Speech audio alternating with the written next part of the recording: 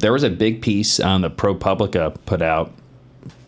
Not exactly a conservative outlet, but it's, rent going up one company's algorithm could be why. It's essentially a I don't know, it's a hatchet job, but I mean it's basically calling out RealPage's YieldStar, which is the revenue management software and system that helps property managers set their rents on a daily basis based upon comparable properties in the market and day by day supply and demand metrics. Yep.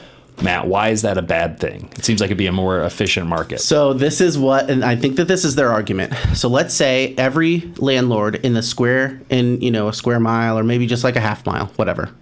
Every landlord in the same area has the same rental management system, and that software is telling them now has control of that whole market. So it's going to say, let's all bump prices up. There's going to be no competition that wants it. There's no limit.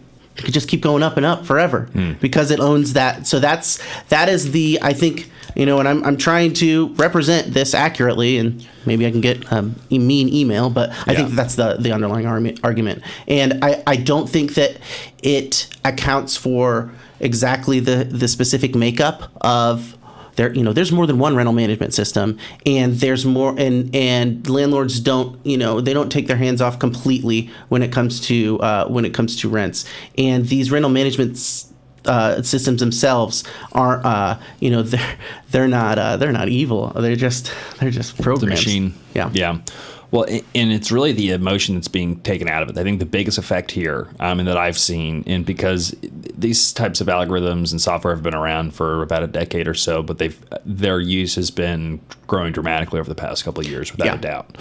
I do like how they characterized it. So on the beginning it says, on a summer day last year, a group of real estate tech executives gathered at a conference hall in Nashville to boast about one of their company's signature product, software that uses a mysterious algorithm to help landlords push the highest possible rents on tenants. I'd like it, if you're going to discuss a mysterious algorithm, I'd like it to be in a basement, in a shadowy, smoky basement. But I thought, they're talking about kind of quasi-secret meetings and executives clapping each other on the back because of their beautiful, mysterious algorithm. So that's kind of how they characterize it on the outset. Okay. These are these bosses that are making these decisions that you have no control over. And I think that's the implication too, when they raise the idea of a monopoly, is that,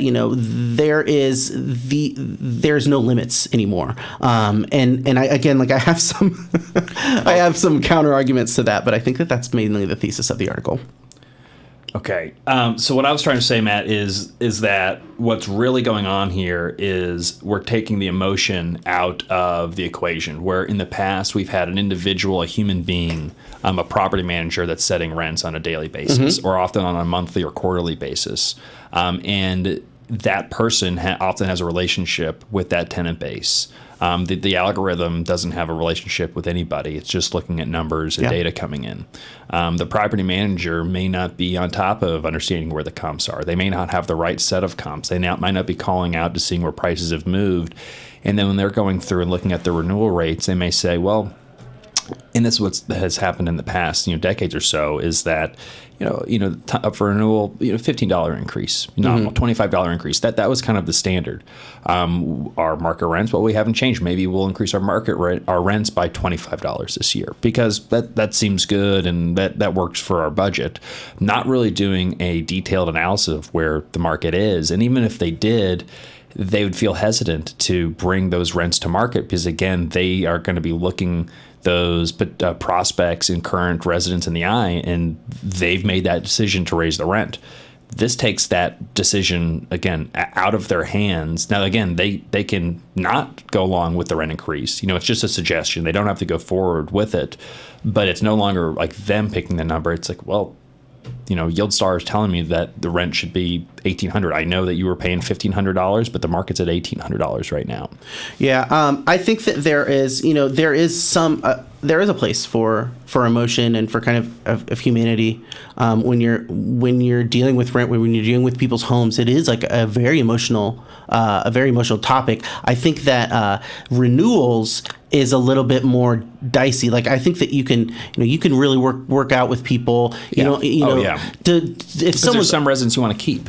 Yeah, and so that I could definitely see it there. But when it comes to market rates, if people will pay for it, then that's it, right? Like if it was an apple that was $10, then and no one buys it, it's gonna be $8 maybe tomorrow. Exactly. That's what the market is there for. Is that like people will accept a price or they won't accept a price, and then just because you put a price out there doesn't mean that the market will accept it, and you'll decrease and find where the market is. Yeah, and that's what these softwares are intended to do. It's not just to just keep pushing rents to push rents. It's to figure out where the market is and to make sure you're not leaving money on the table and you're not charging $100 and you should be charging $825 or $850 or whatever the amount is. Yeah, I did some lazy Googling and I was like, well, maybe I could be wrong, but I'm sure gas stations, have like this software that does this for it and sets the price exactly. That's it. Do you think that a gas station owner shows up to work one day and be like, well, this is my cost with the gasoline, but people are having a really hard time. Yeah, people are having a hard time out there. Yeah. I should increase, it should be $5, but it's $4.75 today. Yeah. Like that doesn't, because it's a business, right? And why the market is what the market is. Yeah. And market rate housing, again, market rate is like the key differentiator. Yeah. Is that it is what the market is. And again, it comes back to the proponents of rent control.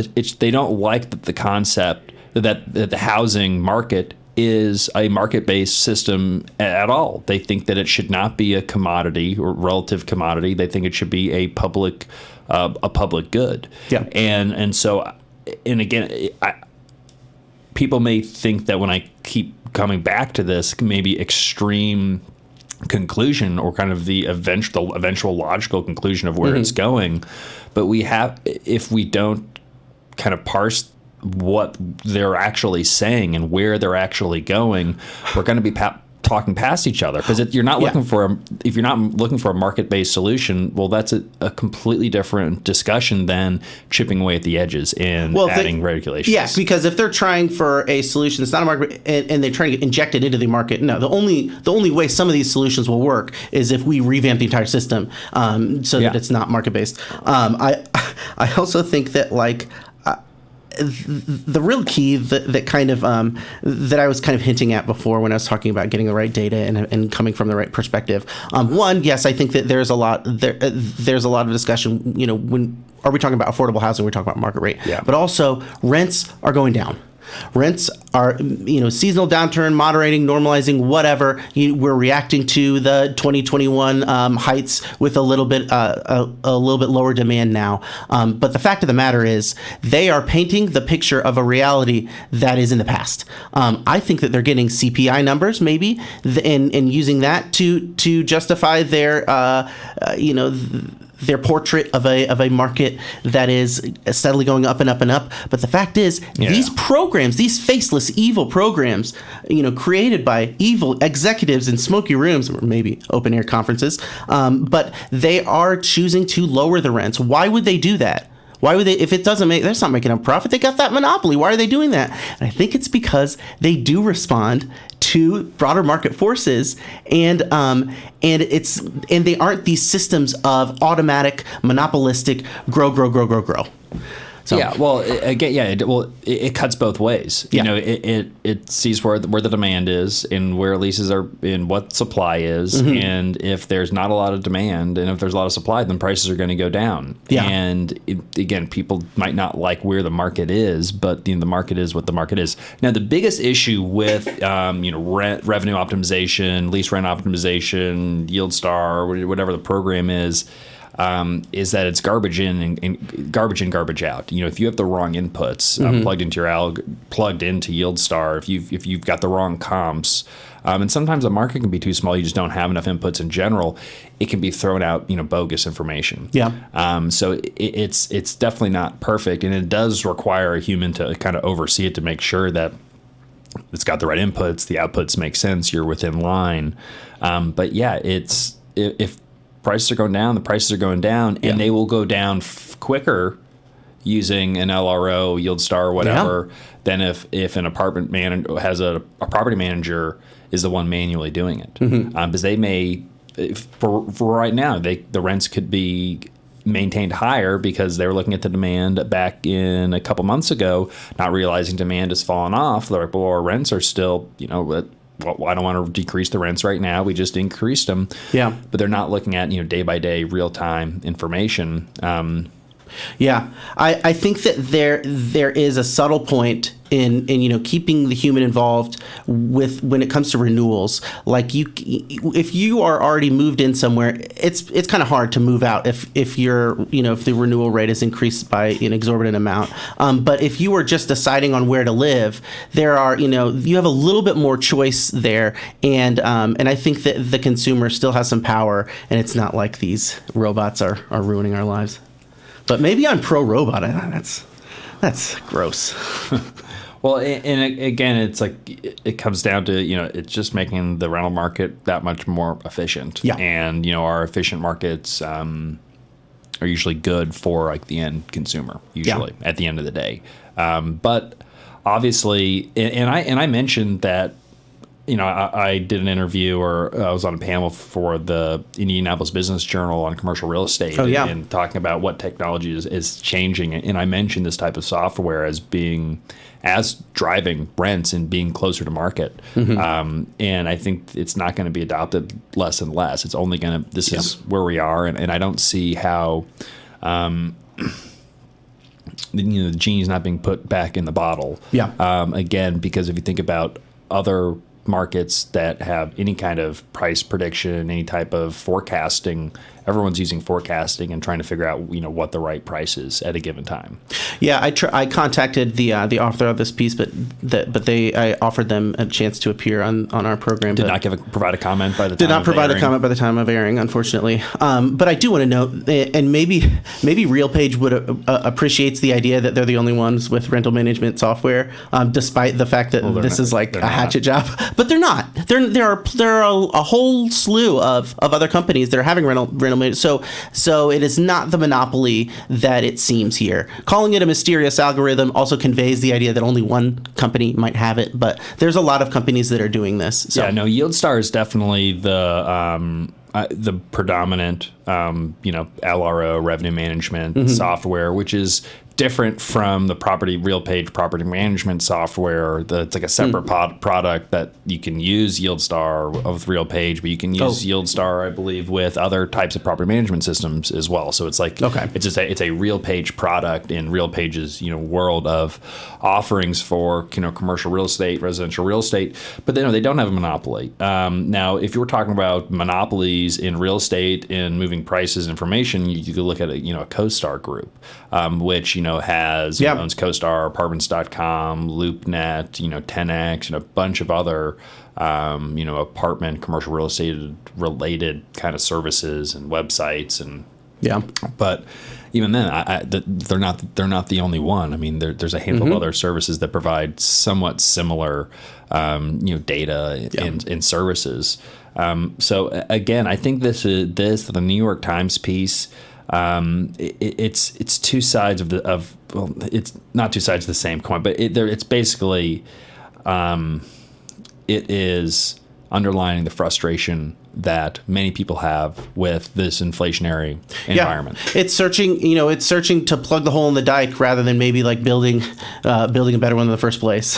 It's like putting the Band-Aid on instead of looking back and creating the systems that are, and again, like you said, it could take some time because there's so much of a lag between building it and the supply coming. Yeah, and I don't even know if it's putting the Band-Aid. It's like putting some numbing cream on there. That's not like you still have like the open wound. It feels better. You can't feel it anymore for like 10 minutes. Yeah, or I like something. that. That's good. That's a weird analogy, but okay. Well, let's talk about birth rates, Matt. A little bit better. Yeah. Yeah, because this is all. I don't know. It's frustrating, and because here's the let's bookend it with this. Mm-hmm. You know, it sounds like you and me, Matt. You know, we're just two heartless, ruthless, greedy, money making capitalists that don't care robots. about people. Yeah, robots, and we do care, and